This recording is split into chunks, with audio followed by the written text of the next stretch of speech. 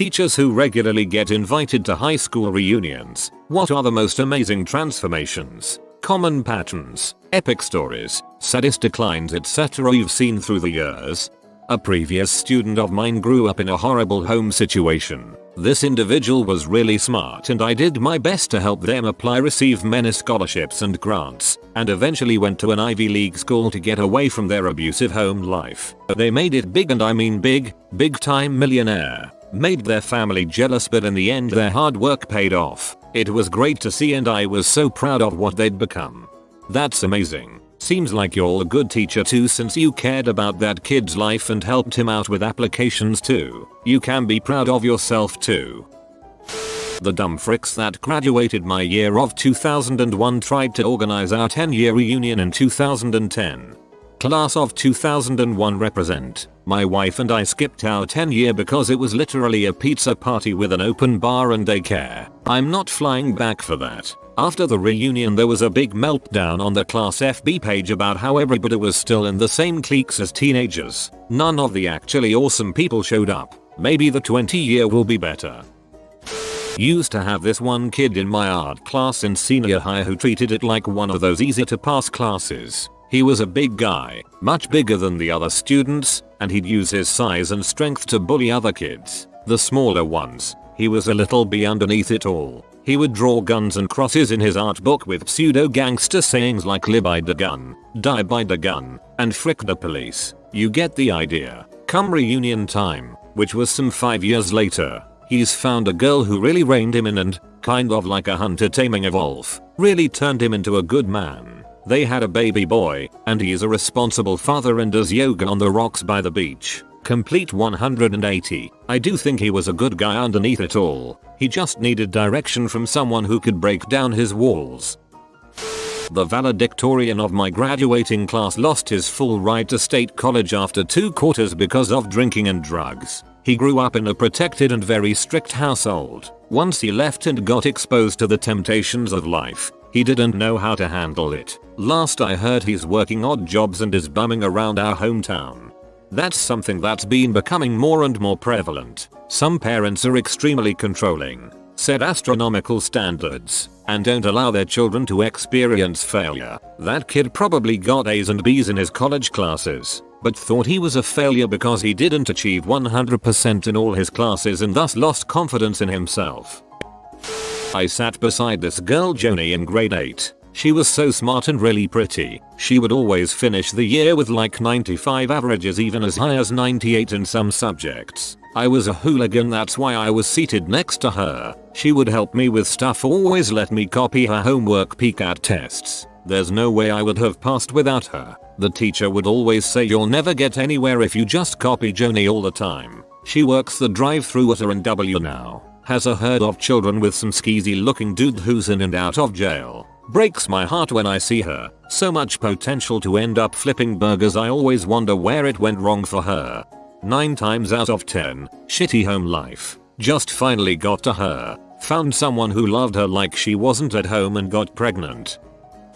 A former student of mine grew up in an ultra-conservative Christian home. He and his siblings were never allowed to socialize with other students during lunch and recess. Whenever they had free time at school they had to read their Bibles. In science class they were forbidden to learn about evolution. Every essay, short story, personal narrative, and poem he wrote for me involved some kind of Christian theme. When he graduated, he immediately enrolled in a big seminary in our area, and that was the last I heard of him until his class invited me to their 10-year reunion. This same kid showed up with sleeve tattoos, piercings everywhere, slamming beer after beer after beer and smoking like a locomotive. When I asked what he was doing now, he responded he currently was a bouncer at a strip club.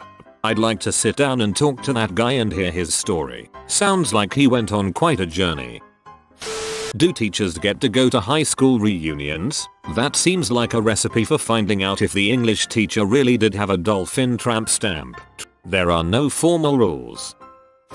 I went to high school in Venezuela. I left the country when I was 17 and never saw any of them until what you might call a virtual reunion on Facebook a few years back. The reason I got to even know they had a group, the guy everyone knew bullied me, was shot and killed by his best friend at the time. Apparently he kept being a bastard after graduating and thus that was the end result. Besides that, most of my classmates moved from the country due to the crisis. Those who stayed are having a bad time, like everyone else in the country. It is weird seeing them in Facebook in random countries and doing things which I would never expect from them as a teen. One is a cook in Sweden, other is an MMA fighter in California, one is an accountant in Australia. Plenty have middle class lives in other South American countries. Simply interesting.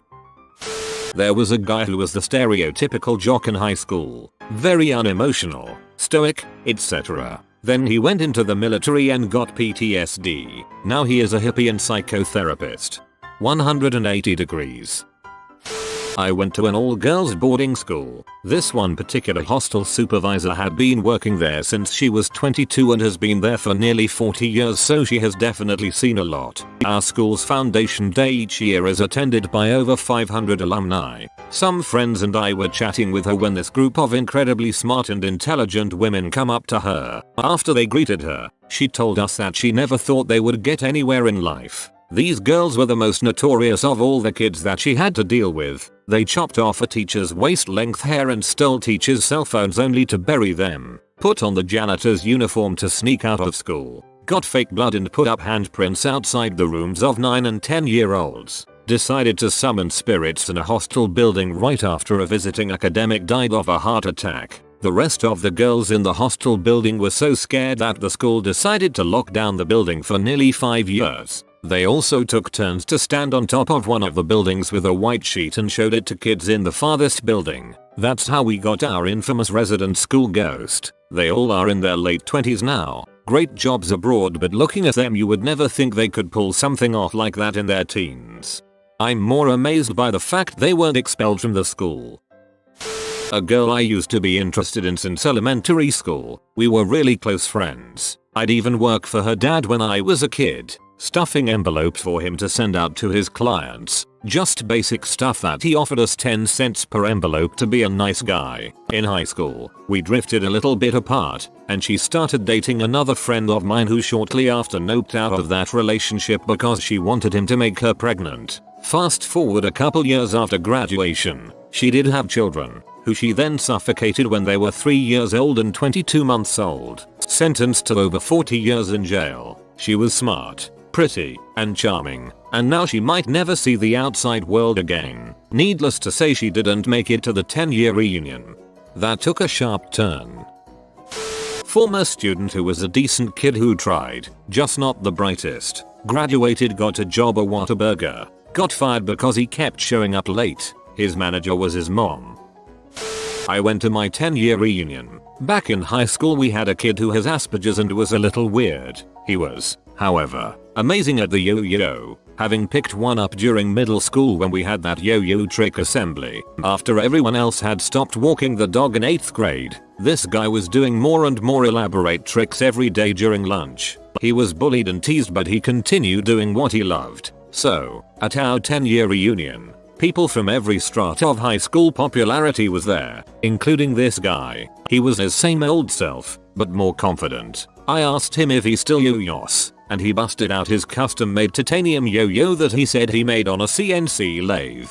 He then starts to do some tricks and a large crowd gathered around. It was quite the show. He had gotten very good. When he finished, people clapped and cheered, and even the jockeys dudes from back in the day fist bumped him and told him how badass he was. The most amazing transformation was everyone else. Nobody teased him for being who he was anymore. They now admired him for being so passionate about something.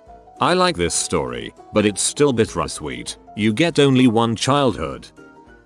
In high school I was pretty good friends with a guy that was a bit overweight, about 6 feet 4 inches, really smart and a bit nerdy. Lost track of him after high school but saw him at our 10-year reunion. He was the talk of the reunion. Still tall, lost all the weight and was in great shape, had long hair like Fabio and was a doctor. He showed up with a beautiful wife. He gave us his contact info and invited us to Atlanta to stay with him in his huge house. After the reunion I tried to get in touch. Contact info didn't work, and through some sleuthing I found out he was neither married nor a doctor. He was still in good shape, can't fake that, but faked everything else. I'm a middle school teacher of over 10 years, so some of my students are high school and college graduates at this point. I'm happy to say that a good number of them have reached out to me to share life stories and updates. The one student that comes to mind was confidentially suicidal from a broken home with identity issues. She came to me for help and we found spoken word poetry as an outlet for her emotions, anxiety and discovery of self-worth. She is currently returning to school to finish her associate's degree and she was the first in her family to graduate HS. I get updates from her on my birthday each year. She still writes and performs spoken word poetry in her spare time. 8 of my 438 student graduating class, 2009, have passed from opioid overdose. The reunion is this July. I graduated from a small private high school, graduating class of 12. 6 of those 12 are dead from opioid overdose, 1 from suicide, 1 from an accident. I don't think we'll be having our 10-year reunion next year. A frustrating thing as a teacher is not being able to remember all the kids you've taught. I've taught roughly 150 kids a year for 15 years, so it becomes hard to remember specific things about every student. I feel like a d-bag when a kid who really enjoyed my class comes up and asks me questions about life for the class she was in and I can't remember much about it. I've found that I usually remember high achieving creative students or kids who were badly behaved, as I have a soft spot for these kids. Since I usually remember the badly behaved kids, I have noticed that most of them figured it out by the time they reach 30. Most have great jobs and are well adjusted. Conversely, many of the high-achieving students end up dropping out of college and are working low-wage jobs. I don't believe that high school is much of an indicator of future success. As long as you graduate high school and attempt college, how you performed in high school will not be that important. I didn't go to my 20th, but saw the list of dead people. I tried to look them up in my yearbook, but shockingly, every single one of the 7-8 people were in the no picture section, which was maybe 5% of the class. So either the yearbook cast a curse, or there's some correlation between not being able, not wanting to take a yearbook picture and dying young. At my school reunion, everyone from my class was doing as well as or better than could be expected, except for one guy. Let's call him John. At school, John was a smart kid, well-mannered, pretty quiet and taller than anyone else. We were actually pretty good friends at the time, but lost touch after a while. This was before social networks. I know he went to university to study computer science, and the last thing I heard about him was that he had gotten married and had 2 kids. Anyways, I was looking forward to seeing him and finding out what he was up to for the past 15 years, but he didn't show up. Later the teacher told us that she tried to contact him, but no one knows where he is. He left one day to go to work and never came back. No bodies have been found. He hasn't contacted his wife or sister. He simply vanished into thin air. I tried finding him online numerous times, but to no avail. I still try from time to time. I just hope he is safe and well. In my high school, they used some of the class reps as volunteers in order to organize this 10-year meeting. My at that time class master told me that a super good looking woman, she was 29 back then, I was 17, and dang, she was top 3 woman I've ever seen in my life, was one of the dirtiest students she ever had. She would not shower for days, and at some point she was out of school for a week or so because she got a really bad infection from her period and lack of showers. Also, one of the smartest guys from that generation, who went to veterinary school, was convicted for selling some sort of animal's drugs to people and used some on himself. He seemed super normal, but when he spoke you could tell that there were some clicks in his brains that were not connecting at all. Losing the idea in the middle of the sentence. Couldn't keep the voice at the same tone for more than 10 seconds. Going from whispering to shouting and stuff. Ketamine, that is most likely the drug, used pretty commonly in veterinary medicine and oft sold on the black market. At a reunion, my English teacher told me not to be an English teacher. Then we started pounding wine, and I complimented her on her then recent publication of a romance novel. It was actually a great read. I commented that she had clearly been naughtier than I'd previously realized. Had my 10-year in the past year. Lots of people came into town. During the actual reunion there was a lot of bragging and obvious flexing. Fast forward to the end of the night and people are planning an after party. I end up going to it, and the buzz that everyone had at the primary event is replaced with sloppy drunkenness. and the previous boastfulness is replaced with them all confessing their insecurities, their health problems, their loveless marriages, that they hate their jobs and bosses. It was a bit awkward.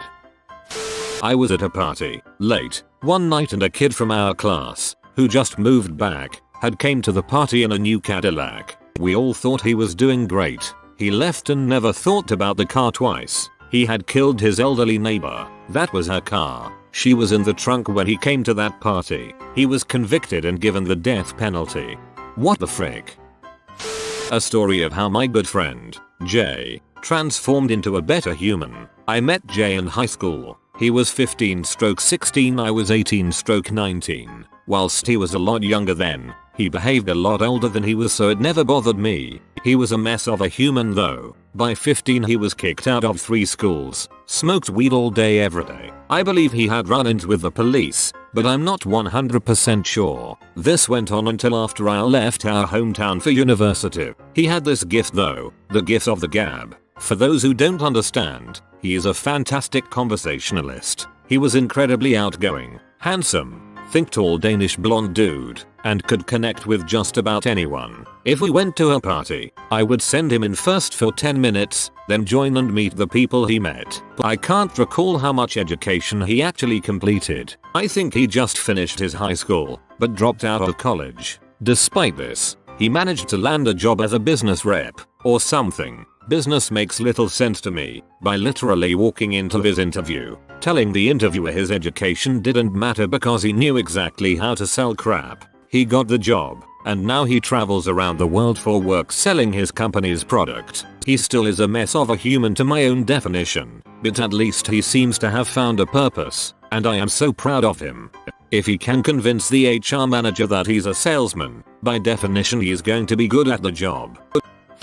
You have been spotted by the rare flying floofer. If you comment good boy below, he won't steal your hot dogs anymore. I hope you enjoyed the video. If you are new to the channel, you can subscribe. I publish new videos every day. Until then, check another video, or don't. Either way, have a great day you magnificent people.